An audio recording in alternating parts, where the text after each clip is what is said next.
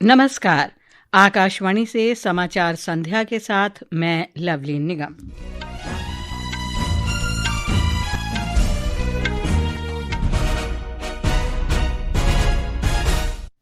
प्रधानमंत्री नरेंद्र मोदी ने दिल्ली में सेवा तीर्थ परिसर का उद्घाटन किया। इसे शक्ति के स्थान पर सेवा की भावना का प्रतीक बताया।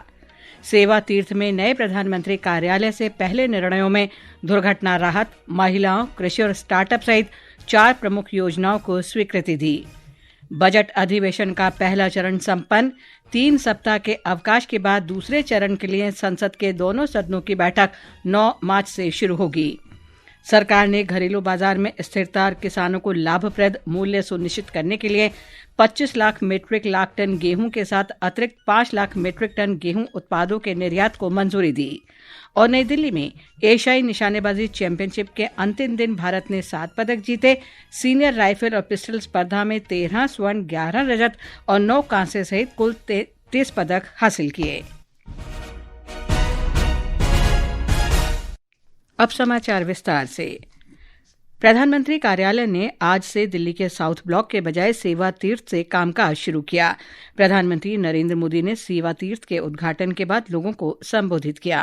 आज हम सभी विकसित भारत का संकल्प लेकर सेवा तीर्थ में, कर्तव्य भवन में प्रवेश कर रहे हैं। अपने लक्ष्य में विजयी होने का दैवीय आशीर्वाद हमारे साथ है। यहाँ से जो फैसले होंगे वो किसी महाराजा की सोच को नहीं, 140 करोड़ देशवासियों की अपेक्षाओं को आगे बढ़ाने का आधार बनेंगे। इसी अमृत भावना के साथ आज मैं ये सेवा तीर्थ, एक कर्तव्य भवन भारत की जनता को समर्पित कर रहा हूँ।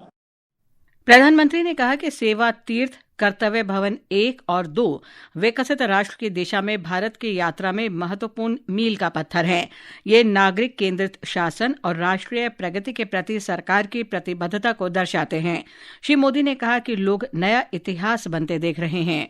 जब रायसीना हिल्स के इन भवनों का उद्घाटन हुआ था, तब उस समय के वायसराय ने कहा था, जो नए भवन बने हैं वो ब्रिटिश सम्राट की इच्छाओं के अनुरूप बने हैं। यानी उस दौर में ये भवन ब्रिटेन के महाराजा की सोच को गुलाम भारत की जमीन पर उतारने का माध्यम थे। रायसीना हिल्स का चुनाव भी इसलिए किया गया कि इमारतें अन्य इमारतों से ऊपर रहे, कोई उनकी बराबरी ना कर सके। अब संयोग से सेवा तीर्थ का ये पूरा परिसर किसी पहाड़ी पर न होकर जमीन से ज्यादा जुड़ा है।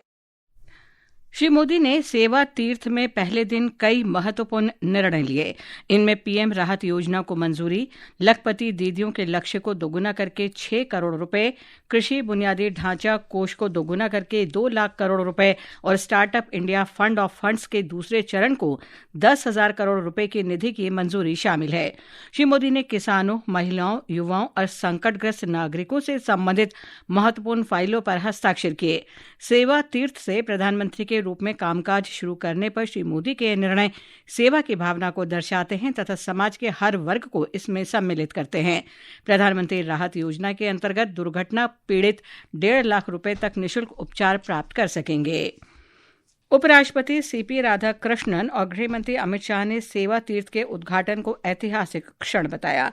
सोशल मीडिया पोस्ट में उन्होंने कहा कि सेवा तीर्थ आत्मनिर्भर और विकसित भारत की ओर भारत की प्रगति का प्रतीक है। उपराष्ट्रपति ने कहा कि इस पहल ने देश को अतीत और औपनिवेशिक विरासत के प्रतीकों से आगे बढ़कर सेवा और कर्तव्य में निहित आदर्शों को अपनाने में सक्षम बनाया है। सोशल मीडिया पोस्ट में श्री शाह ने कहा कि सेवा तीर्थ प्रधानमंत्री नरेंद्र मोदी के नेतृत्व में सेवा भावना से संचालित सरकार के संकल्प का प्रतीक है। उन्होंने कहा कि ये विकसित और आत्मनिर्भर भारत के निर्माण में मील का पत्थर साबित होगा। संसद के दोनों सदनों की कार्यवाही स्थगित कर दी गई है। एक रिपोर्ट।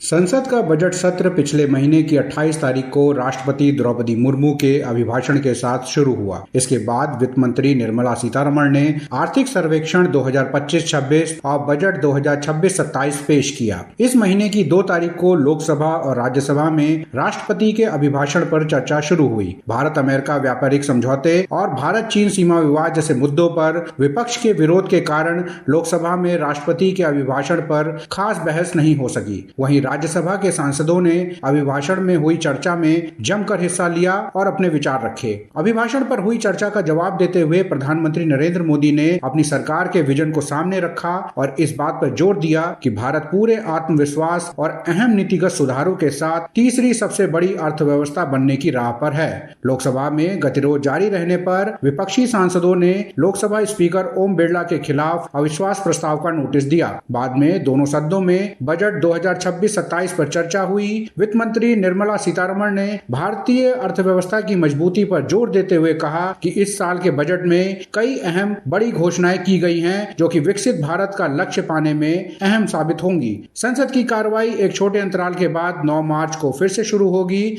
और सदन की कार्रवाई 2 अप्रैल तक चलेगी। अनुपम मिश्र के साथ भूपेंद्र सिंह, आकाशवाणी समाचार, दिल्ली।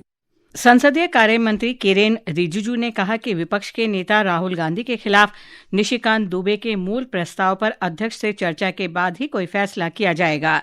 श्री रिजिजू ने संवाददाताओं से बातचीत में कहा कि अब सरकार राहुल गांधी के खिलाफ अपने प्रस्ताव को सदन में नहीं लाएगी।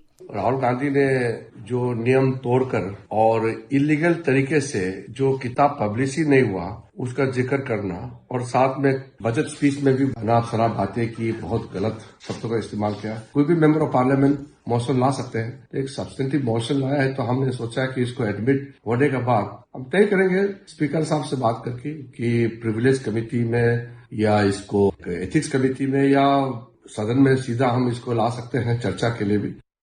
भारतीय जनता पार्टी ने कांग्रेस के वरिष्ठ नेता राहुल गांधी पर लोकतांत्रिक प्रक्रिया, संवैधानिक मर्यादा और संसद के नियमों का निरादर करने का आरोप लगाया है।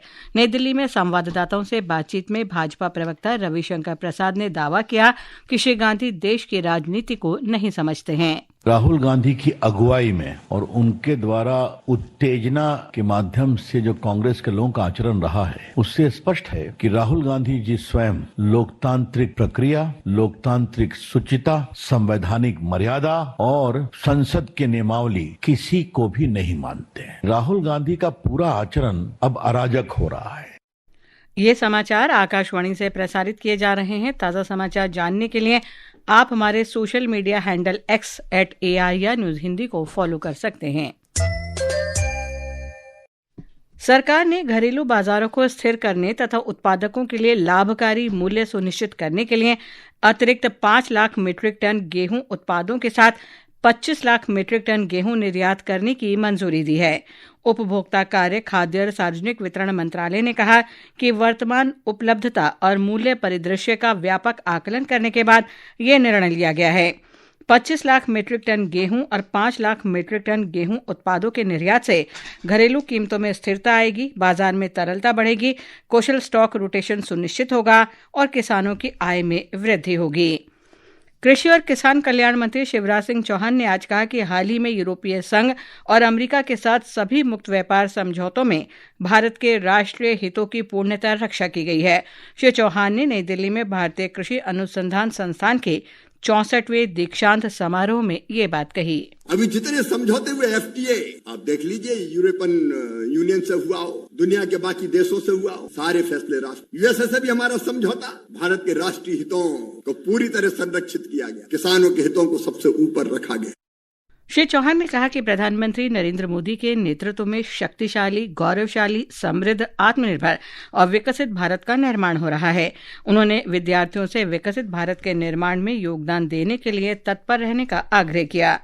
ये समाचार हमारी वेबसाइट www.newsonair.gov.in और हमारे न्यूज़ ऑन एआईआर ऐप पर भी उपलब्ध हैं। प्रधानमंत्री नरेंद्र मोदी ने आज बांग्लादेश नेशनलिस्ट पार्टी बीएनपी अध्यक्ष तारिक रहमान से बात की और बांग्लादेश चुनावों में शानदार जीत पर उन्हें बधाई दी।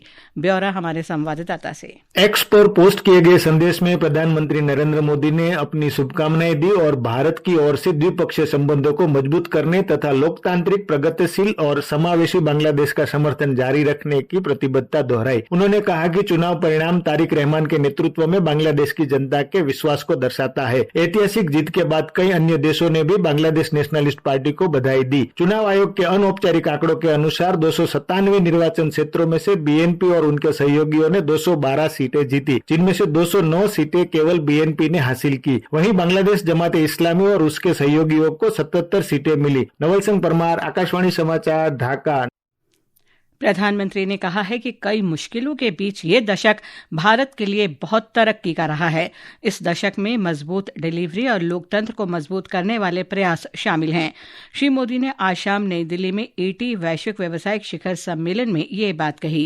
मुझे बहुत गर्व है, अनेक डिसरप्शन के बीच भी भारत के लिए ये दशक अभूतपूर्व डेवलपमेंट का रहा है, शानदार डिलीवरी का रहा है और डेमोक्रेसी को मजबूत करने वाला रहा। जब पिछला दशक शुरू हुआ था तो भारत 11वें नंबर की अर्थव्यवस्था था। इतनी उथल पुथल में पूरी आशंका थी कि भारत और नीचे चला जाएगा, लेकिन आज भारत बहुत तेजी के साथ दुनिया की तीसरी सबसे बड़ी इकोनॉमी बनने जा रहा है। प्रधानमंत्री ने कहा कि 21वीं सदी के इस दशक में भारत रिफॉर्म एक्सप्रेस पर सवार है। उत्तराखंड के राज्यपाल लेफ्टिनेंट जनरल गुरमीत सिंह ने आज देहरादून स्थित लोक भवन में भारत हिमालय अंतर्राष्ट्रीय सामरिक मंच भीष्म का उद्घाटन किया। इस अवसर पर श्री सिंह ने भीष्म का प्रतीक चिन्ह और वेबसाइट भी जारी की। एक रिपोर्ट। प्रमुख रक्षा अध्यक्ष जनरल अनिल चौहान ने कहा कि उत्तराखंड केवल एक भौगोलिक क्षेत्र नहीं बल्कि चेतना, संस्कृति और सभ्यता का जीवंत केंद्र है। इसी संदर्भ में भीष्म जैसे एक रणनीतिक थिंक टैंक के लिए उत्तराखंड अत्यंत उपयुक्त स्थल है। भीष्म एक रणनीतिक थिंक टैंक है जो देहरादून में स्थित बौद्धिक संस्थानों को एकत्रित कर उत्तराखंड राज्य को देश में रणनीतिक चिंतन के अग्रिम केंद्र के रूप में स्थापित करेगा। साथ ही हिमालय क्षेत्र से संबंधित रणनीतिक विषयों पर केंद्र सरकार को परामर्श प्रदान करेगा तथा देहरादून और उसके आसपास स्थित शैक्षिक व अन्य संस्थानों के साथ समन्वय स्थापित करेगा। साक्षी सिंह, आकाशवाणी समाचार, देहरादून। एशियाई निशानेबाजी चैंपियनशिप में भारतीय निशानेबाजों का दबदबा रहा। भारत ने अंतिम दिन 7 पदक जीते। सीनियर राइफल और पिस्टल स्पर्धाओं में भारत को कुल 33 पदक मिले, जिनमें 13 स्वर्ण, 11 रजत और 9 कांस्य पदक शामिल हैं। आज विश्व रेडियो दिवस है। लोगों में रेडियो के महत्व के प्रति जागरूकता बढ़ाने और रेडियो के जरिए सूचना पाने के प्रोत्साहन देने के लिए हर साल 13 फरवरी को विश्व रेडियो दिवस मनाया जाता है। इस वर्ष विश्व रेडियो दिवस का विषय है रेडियो और आर्टिफिशियल इंटेलिजेंस। सूचना और प्रसारण राज्य मंत्री डॉक्टर एल मुरुगन ने फर्जी खबरों और गलत सूचनाओं को सामाजिक बुराई बताया है। उन्होंने आज नई दिल्ली में मीडिया कर्मियों के लिए कर्मयोग इन एक्शन राष्ट्रीय मीडिया अभियान कार्यक्रम का शुभारंभ किया। श्री मुरुगन ने फर्जी खबरों पर नियंत्रण रखने और किसी भी समाचार को आगे बढ़ाने से पहले उसकी पुष्टि करने की आवश्यकता पर बल दिया। उन्होंने कहा कि लोग प्रामाणिक खबरों के लिए आकाशवाणी और दूरदर्शन पर भरोसा करते हैं। चेन्नई में आईसीसी T20 क्रिकेट विश्व कप में अमेरिका ने नीदरलैंड को 197 रन से हरा दिया है। जवाब में नीदरलैंड ने 2 ओवर में 1 विकेट का लक्ष्य दिया है। जवाब में नीदरलैंड ने 2 ओवर और 1 विकेट पर 14 रन बना लिए हैं। इससे पहले संयुक्त अरब अमीरात ने कनाडा को 5 विकेट से हराया। वहीं जिम्बाब्वे ने बड़ा उलटफेर करते हुए ऑस्ट्रेलिया को 23 रन से हराया। निर्वाचन आयोग ने पश्चिम बंगाल के सभी जिला निर्वाचन अधिकारियों को निर्देश दिया है कि वो ये सुनिश्चित करें कि आयोग और सर्वोच्च न्यायालय द्वारा अनिवार्य दस्तावेज पश्चिम बंगाल में चल रही विशेष गहन पुनरीक्षण SIR प्रक्रिया के संबंध में अपलोड किए जाएं। अंत में मुख्य समाचार एक बार फिर।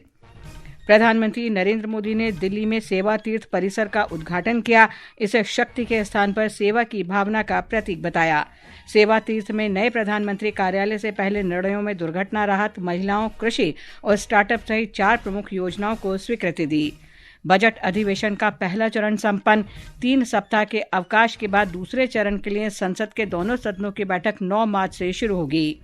सरकार ने घरेलू बाजार में स्थिरता और किसानों को लाभप्रद मूल्य सुनिश्चित करने के लिए 25 लाख टन गेहूं के साथ अतिरिक्त 5 लाख मीट्रिक टन गेहूं उत्पादों के निर्यात को मंजूरी दी।